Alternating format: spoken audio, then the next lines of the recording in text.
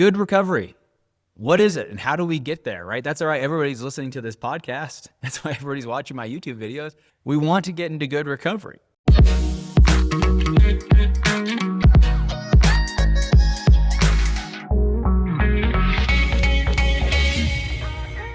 Yes, to be able to achieve long-term sobriety, right? To be able to change our brain processes so that we don't slip, so that we don't relapse, and to save your marriage. I mean, when you have betrayed your wife sexually, trust is gone, right? So there's no safety there. The safety in the relationship is good recovery. That is all your wife has to lean on. And so it's very critical that we build good recovery and you guys get it in your life. But here's the thing, it sounds really easy on paper, right? When you first get discovered and you and your wife first get into recovery and you see your certified sex addiction therapist, they're going to tell you what's needed for good recovery. But it sounds really easy on paper and getting it implemented is actually quite difficult. And I'm going to spell it out for you here in the next few minutes. So the first thing that guys need, number one, this is without question the most important. Your therapist has already told you this. It's peer support. You cannot overcome this addiction alone. And while therapy is great, therapists are not your peers, right? Therapists are therapists. They use their professional skill set to help change your psychology, right? Modify your behaviors. They are not peer support. And so while it's important, you need peers, right? You absolutely need peers. All the research points to this. When you're overcoming addictive and compulsive behavior, you need to be recovering with other men who are recovering from the same addiction that you have, which brings up an interesting question though, because if it's peer support, what if you can't find your peers in 12-step meetings, right? And this happens to a lot of successful guys, right? As successful entrepreneurs and business owners, sales professionals, lawyers, doctors, things like this. They have a hard time finding their peers in 12-step meetings because, high achievers, high-achieving men, high-performing men only make up less than 5% of the population. So the odds of them being in that room are actually quite low. Right. So again, here you are going to meetings or going to your therapist's therapy group or some other group. Yeah, sure, there's guys there. And yes, technically they're labeled as sex addicts, but their addictions are probably a lot different than yours, right? If you're a high achieving male, a lot of the times you are not really a porn addict or a sex addict. A lot of times you are addicted to admiration. You want to be lusted after. You want attention.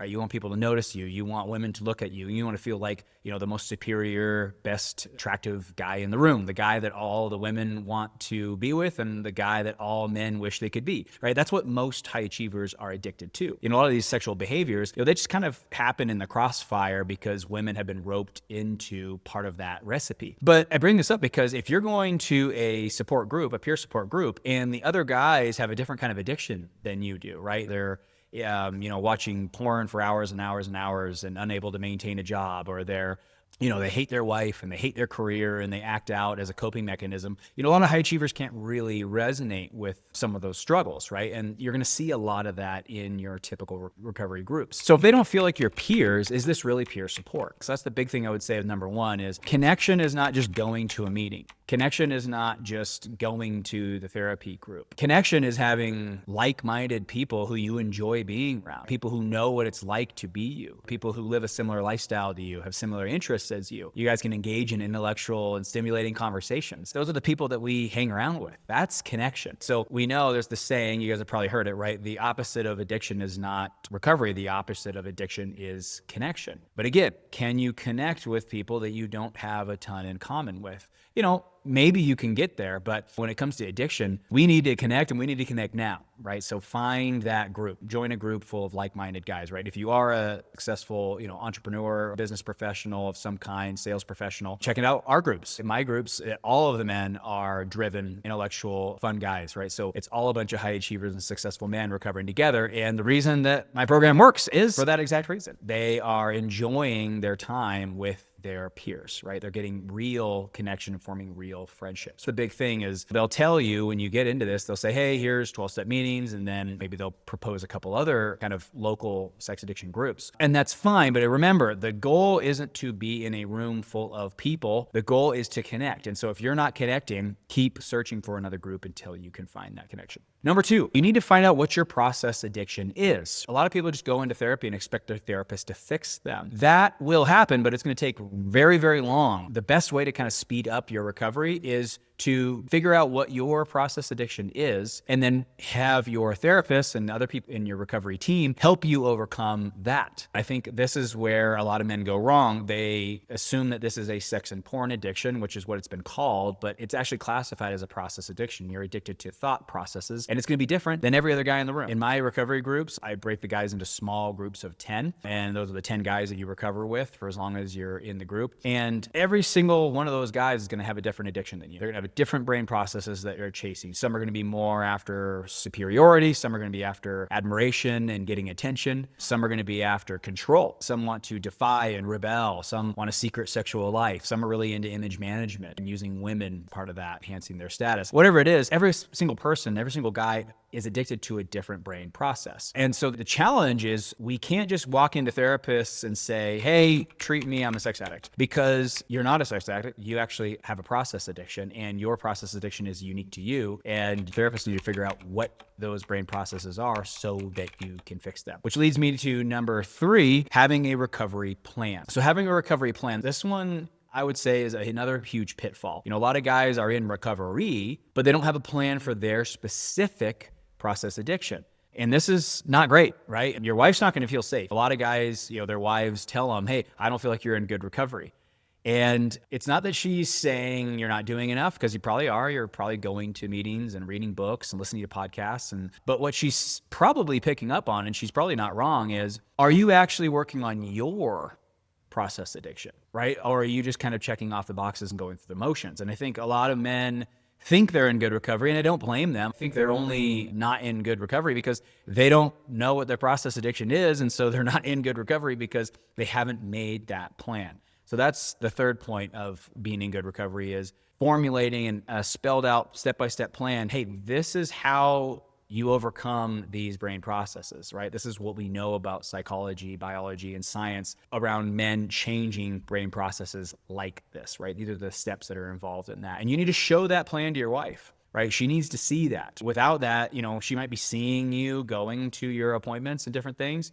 And that's good. It's better than nothing, but she needs to see the plan. She needs to see the plan, and she needs to see you know your plan, and she needs to see you excited about your plan. Which leads me to number 4, and this one's super important. And that is, recovery needs to be fun. I mean, it needs to be enjoyable. Guys, you're going to be doing this for a long time. This is not something that just goes away. This decades after decade after decade of these thoughts being imprinted into your brain by others and by yourself. And so changing these and getting these out of your life for good, it's not a short process. It's not short. And so you need to enjoy recovery. It needs to be something that you're motivated to do. You need to be doing it with guys who you enjoy doing it with, right? Because again, we think about all the things that you've ever done in your life. If you don't enjoy them, if you're not looking forward to them, how much slower do you actually accomplish the thing? How much longer does it take you to get to the goal? Yeah, it takes a lot longer when we're not enjoying it, right? So recovery does. It needs to be fun. Part of the thing that we've done is we have 2 4-day retreats each year in our groups. And, obviously the main reason for that is it's way easier to create deep connections and friendships in person versus just virtually over Zoom.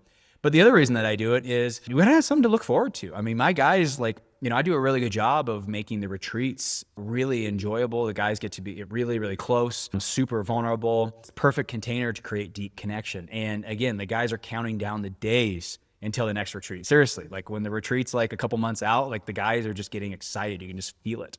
And I think that's important. And for the ladies who are listening to this, sometimes the ladies are like, hey, why are these guys having so much fun, right? Recovery is not supposed to be fun. Here I am over here suffering, and then he's out hanging out with his guys having a blast. I get that, but at the same time, a boring recovery and a monotonous recovery, that's unsustainable. If your husband looks bored and checked out and is kind of getting burned out in his recovery, you should be scared. I mean, that to me, it's a pretty big kind of relapse risk there. So I hope this was a good short description of what good recovery is. In the show notes for this episode, I'm going to put a link to the good recovery checklist. I have the items that I all mentioned. I have another list of 6 additional items that you guys can kind of read through and check yourself. Go through that checklist one by one. Ask yourself, hey, am I in good recovery? And more importantly, when you're done kind of going through that checklist, print it off and show it to your wife, or send her or forward it to her email.